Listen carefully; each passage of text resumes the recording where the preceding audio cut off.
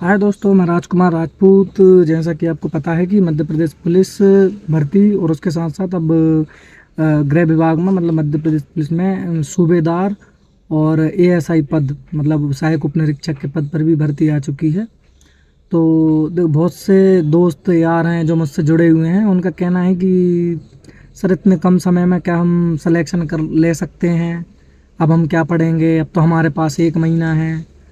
तो उन सबको मैं एक बात बोलना चाहूँगा कि देखो, समय तो हमेशा कम ही मिलता है, कभी कभी समय ज़्यादा भी मिल जाता है। देखो अभी फॉर्म की डेट है, फिर परीक्षा की डेट भी आगे बढ़ सकती है, या तो परीक्षा सही समय पर हो सकती है। ठीक है, तो ये चीज़ें आप अपने दिमाग से निकाल दो, ये चीज़ें आपको अपने दिमाग से निकाल देना है कि 1 महीने में हो जाएगा, हमारे पास तो 20 दिन है। ठीक है ना। तो जो सिलेक्शन लेने वाले होते हैं वो दिन नहीं देखते। जिन्हें वाकई में नौकरी चाहिए उन्हें दिन से कोई मतलब नहीं होता है। तो देखो, दिन मायने नहीं रखते, मायने रखती तुम्हारी तैयारी। भाई तुम्हारी तैयारी किस हिसाब की, यदि तुम थोड़ा बहुत भी पढ़ रहे हो तो अब ये चीज़ें तुम्हारी काम आने वाली हैं। भाई अब जो 30 दिन है वो बहुत अच्छी ईमानदारी से मेहनत कर लो, बढ़िया सब बहुत अच्छे से हो जाएगा। तो ये कोई चीज़ नहीं होती कि 20 दिन बचे हैं, 25 दिन बचे हैं, 1 महीने में हम कैसे तैयारी करेंगे। देखो तैयारी होगी, आपको क्या करना है, जो मध्य प्रदेश पुलिस के जो लास्ट ईयर के जो भी पेपर हैं पिछले 2 साल के, मतलब जो पिछली भर्ती है ना, एक 22-23 वाली और एक 24-25 वाली या 23-24 वाली, इन दोनों के क्या है, तुम्हें प्रीवियस पेपर लगा लेना। दोनों के प्रीवियस पेपर लगाना, क्योंकि देखो प्रीवियस पेपर लगाने से क्या पता चल ये चीज़ें क्लियर हो जाती हैं कि सामने वाला अपन से पूछ क्या रहा है। भाई मैंने तैयारी करी थी, मैंने भी इसी आधार पर करी थी।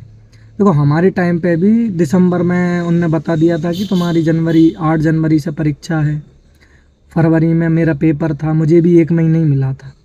तो मेरी सबसे अच्छी नीति यही रही थी कि पहले पुराने पेपर देखे मैंने, पुराने पेपर हर दिन में। मैंने भी यही टारगेट बनाया था कि भैया मैं एक दिन में 2 पेपर देखूंगा और एनालिसिस करूंगा कि पूछ कहाँ से रहे हैं, क्या पूछ रहे हैं, क्या आएगा पेपर में।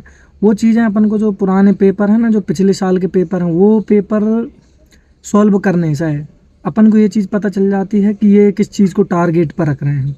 अपन को क्या यही चीज़ ध्यान रखनी है कि जो चीज़ ये टारगेट पर रखें उस चीज़ को अपन को फॉलो करनी है, उस चीज़ पे अपन को ज़्यादा मेहनत करनी है। तो वो मैथ रीजनिंग, जिसका मैथ रीजनिंग अच्छा है वो 70% तो वैसे ही क्वालिफाई है। भाई जिसका मैथ रीजनिंग अच्छा है वो 70% क्वालिफाई है।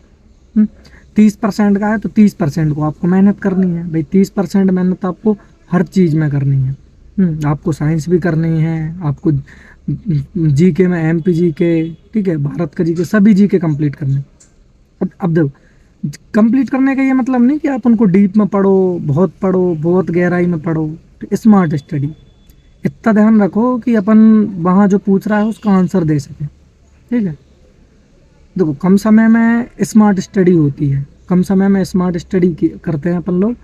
ऐसा नहीं कि एक एक चीज़ लेकर बैठ गए, ये ऐसा नहीं। आप मैथ रीडिंग में मेहनत करो, बढ़िया मैथ रीडिंग में यदि आप मेहनत करोगे तो आप 70% क्वालिफाई हो। 30% के लिए आपको इतनी मेहनत करनी है कि आप फिजिकल के लिए तैयार हो जाओ।